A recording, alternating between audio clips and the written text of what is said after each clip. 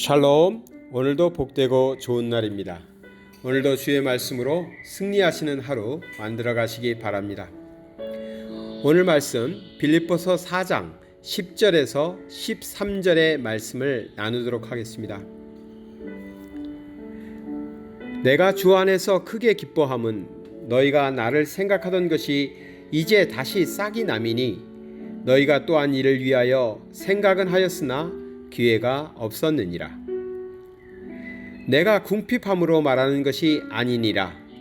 어떠한 형편에든지 나는 자족하기를 배웠노니 나는 비천에 처할 줄도 알고 풍부에 처할 줄도 알아. 모든 일 곧 배부름과 배고픔과 풍부와 궁핍에도 처할 줄 아는 일체의 비결을 배웠노라. 내게 능력 주시는 자 안에서 내가 모든 것을 할 수 있느니라. 아멘. 바울이 빌립보 교회에 감사하면서 이런 표현을 하고 있습니다. 이 내용을 보면 빌립보 교회가 바울의 선교 사역을 돕기 위해서 많은 헌신과 노력을 했다는 것을 미루어 짐작해 볼 수 있습니다. 그래서 이제 빌립보 교회가 바울에게 선교비도 보내주고 또 그의 사역을 위해서 힘을 보태 주었는데 그것에 대해서 이제 바울이 감사하면서 또 자신의 신앙 고백을 하고 있는 것입니다. 그런데 여기 보면은 이런 표현을 합니다. 내가 주 안에서 크게 기뻐함은 너희가 나를 생각하던 것이 이제 다시 싹이 남이니 너희가 또한 이를 위하여 생각은 하였으나 기회가 없었느니라. 이 말은 뭐냐면 빌립보 교회가 하나님의 일에 동참하고 싶었지만 기회가 없어서 함께하지 못하다가 이번에 함께하게 되었다. 그래서 그것을 가지고 내가 하나님께 크게 기뻐하고 감사하고 있다라는 얘기를 합니다. 그런데 11절의 말씀을 보면은 이런 표현을 합니다. 내가 궁핍함으로 말하는 것이 아니니라. 내가 궁핍해서, 그러니까 내가 돈이 없어서 말하는 게 아니다. 그러니까 나는 가난한데 내가 가난할 때 나에게 돈을 주니까 내가 고마워서 하는 말이 아니다. 이렇게 얘기하는 겁니다.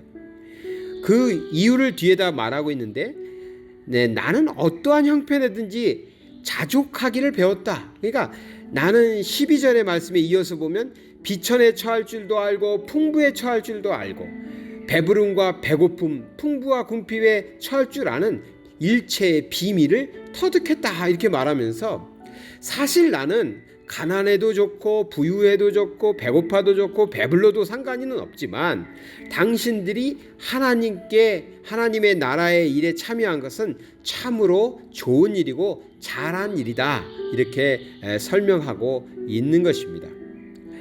바울이 말하기를 나는 일체의 비밀을 배웠다. 자족하는 일체의 비밀을 배웠다라고 말하고 있습니다. 저도 살아가면서 때로는 참 가난하게도 살아보고 어쩔 때는 좀 형편이 좋기도 하고 그렇습니다.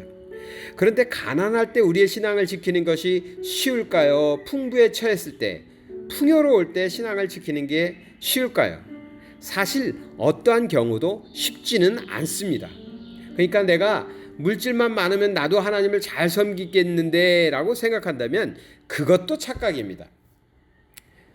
왜냐하면 우리가 가난하다고 해서 꼭 다 어려운 것만은 아닙니다. 왜냐하면 하나님께서는 그에게 역사하시고 하나님께서 그를 필요에 따라서 채워주시면서 인도하시는 그 하나님을 믿고 나간다면 우리는 정말 궁핍한 중에도 자족할 수 있는 능력이 있습니다.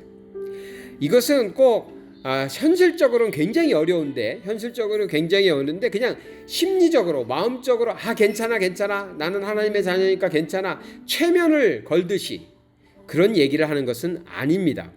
능력이 생긴다는 것입니다. 없는 중에도 있는 자와 같이 살아갈 수 있는 능력, 그것이 하나님께서 주시는 능력이라는 겁니다. 가난한 사람이 세상의 가난한 사람처럼 똑같이 살아간다면 그러면서 만족한다는 것은 그것은 자기 체면일 수 있습니다.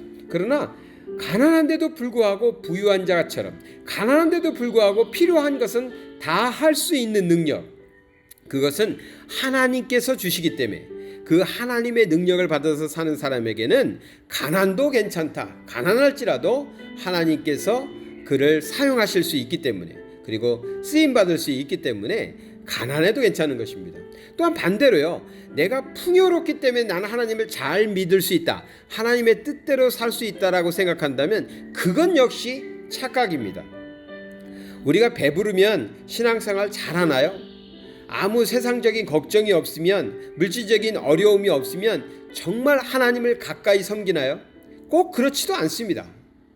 우리는 끝도 없는 욕심을 내기도 하고요, 또는 배부르기 때문에 절실하지 않을 때도 많습니다. 그래서 차라리 내가 어렵고 힘들고 병들었을 때는 하나님께 더 열심히 나아갔는데, 하나님을 더 붙잡았는데, 내 형편이 좋아지고 건강해지고 또 풍부한 삶을 살다 보니까, 풍요로운 삶을 살다 보니까 예전보다도 못한 신앙생활을 하는 경우도 많거든요. 그렇기 때문에 우리는 물질이 많다고 해서 신앙생활을 잘하는 것도, 또 물질이 없다고 해서 신앙생활을 잘하는 것도 결코 아닙니다. 그러면 우리는 어떠한 신앙의 자세를 가져야 되느냐? 바울이 말하고 있습니다. 어떠한 형편에든지 나는 자족하기를 배웠다라고 표현합니다. 배웠다라는 거죠. 그러니까 우리에게 없는 능력인데 하나님을 믿고 나서 그러한 능력을 하나님으로부터 공급받아서 배워서 나의 능력으로 만들어서 살아가야 된다는 것입니다. 그렇게 되면 혹 우리가 비천에 처한다 할지라도, 아니면 풍부에 처한다 할지라도 그것과 관계없이 하나님의 뜻을 따라서 하나님이 주시는 넉넉함을 가지고 살아갈 수 있는 능력이 생긴다는 것이죠. 그것이 13절 말씀이죠. 내게 능력 주시는 자 안에서 내가 모든 것을 할 수 있느니라. 아멘. 무슨 말씀입니까? 내가 물질이 많아서 하는 것도 아니고, 내가 능력이 많아서 하는 것도 아니고, 내가 가져서 못 가져서 하고 못하는 일이 아니라 내게 능력 주시는 하나님, 그 하나님 안에 내가 있으면 나는 모든 것을 할 수 있다. 이것이 바울이 지금 고백하고 있는 것입니다. 그러니 우리는 무슨 고백을 해야 될까요? 하나님, 저에게 물질을 더 많이 주세요. 그럼 제가 하나님 정말 잘 섬기고 하나님의 일을 감당할게요. 이런 기도도 하신 분들 많죠.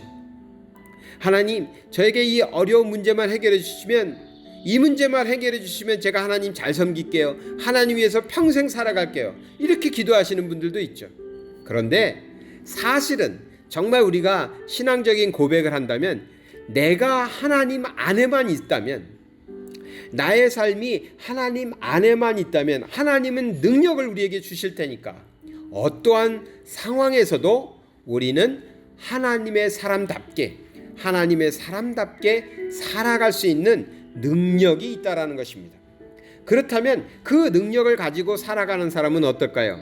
혹 가난할지라도 만족하고, 혹 부유할지라도 그 부유 때문에 교만해지거나 하나님을 멀리하는 것이 아니라 그 부유를 누려가면서도 하나님을 잘 섬기는 자가 되겠죠.